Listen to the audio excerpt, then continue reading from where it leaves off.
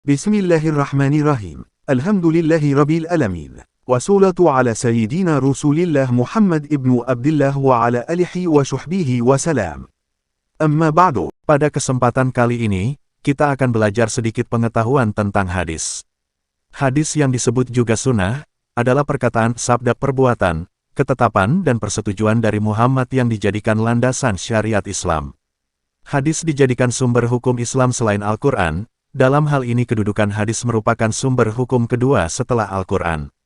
Dan keduanya tidak dapat dipisahkan, karena juga termasuk wahyu dari Tuhan Allah. Hadis sebagai kitab berisi berita tentang sabda, perbuatan dan sikap Nabi Muhammad sebagai Rasul.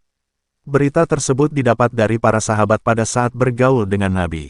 Berita itu selanjutnya disampaikan kepada sahabat lain yang tidak mengetahui berita itu, atau disampaikan kepada murid-muridnya dan diteruskan kepada murid-murid berikutnya lagi hingga sampai kepada pembuku hadis.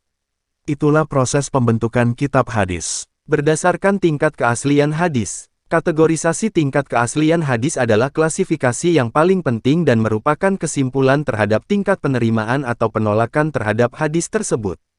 Tingkatan hadis pada klasifikasi ini terbagi menjadi 4 tingkat yakni sahih, hasan, dhaif dan maudhu. Hadis sahih, yakni tingkatan tertinggi penerimaan pada suatu hadis. Hadits sahih didefinisikan oleh Ibnu Salah sebagai berikut: hadits yang disandarkan kepada Nabi Muhammad yang sanadnya bersambung, diriwayatkan oleh perawi yang adil dan dabit hingga sampai akhir sanad, tidak ada kejanggalan dan tidak berilat. Ilat itu suatu tanda dan petunjuk bagi ditetapkannya hukum. Hadis hasan, bila hadis yang tersebut sanadnya bersambung, tetapi ada sedikit kelemahan pada rawi-rawinya, misalnya diriwayatkan oleh rawi yang adil namun tidak sempurna ingatannya. Namun matanya tidak syadz atau cacat. Hadis dhaif lemah ialah hadis yang sanadnya tidak bersambung, atau diriwayatkan oleh orang yang tidak adil atau tidak kuat ingatannya, atau mengandung kejanggalan atau cacat. Hadis maudhu, bila hadis dicurigai palsu atau buatan karena dalam rantai sanadnya dijumpai penutur yang dikenal sebagai pendusta. Hadis sahih, sebagai tingkatan tertinggi penerimaan pada suatu hadis. Hadis sahih memenuhi persyaratan sebagai berikut. 1.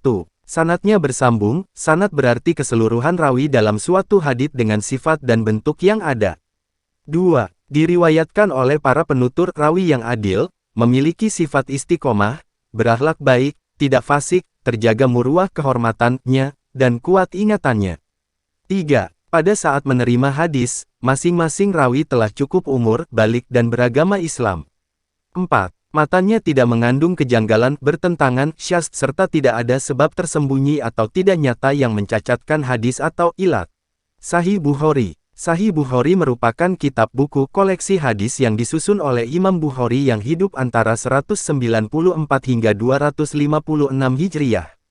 Koleksi hadis ini merupakan salah satu dari yang terbaik karena Bukhari menggunakan kriteria yang sangat ketat dalam menyeleksi hadis. Ia menghabiskan waktu 16 tahun untuk menyusun koleksi ini dan menghasilkan 2.602 hadis dalam kitabnya 9.802 dengan perulangan. Jawahir Al-Bukhari. Kitab ini merupakan ringkasan bagi kitab Sahih Al-Bukhari yang disusun oleh Syekh Mustafa Muhammad Imarah. Kitab ini memuat 700 lebih hadits lengkap dengan penjelasannya.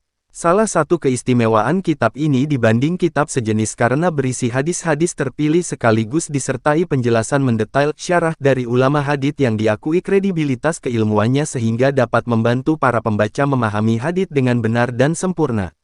Bab pertama adalah hadis yang diriwayatkan dari Ummul Mukminin Aisyah yang menjelaskan wahyu yang diterima Muhammad Rasulullah.